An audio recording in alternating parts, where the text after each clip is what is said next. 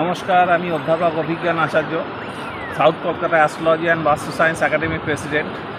মকর রাশি 2025-এ এক বিরাট অভাবনীয় পরিবর্তন আনতে চলেছে। আপনারা প্রায় লাস্ট 9.5-10 বছর ধরে শনির দেবের প্রকোপে ভুগছেন। আপনাদের 2025 সালের প্রথম অর্ধেই আপনারা 7.5 মুক্ত হবেন, অর্থাৎ শনিদেব আপনাদের ছেড়ে যাওয়ার সময় বিরাট কিছু পরিবর্তন ঘটিয়ে দিয়ে যাবে। নতুন কাজ, নতুন কর্ম, বিভিন্ন আটকে থাকা কাজ আপনাদের খুলে যাবে। আপনাদের প্রায় দীর্ঘদিন একটা দাম্পত্য অশান্তি চলছে, সেই অশান্তির অবসান ঘটবে। শরীর স্বাস্থ্য আপনারা বিভিন্নভাবে ভুগে চলেছেন লাস্ট 8-9 বছর ধরে, তার একটা পরিবর্তন ঘটবে।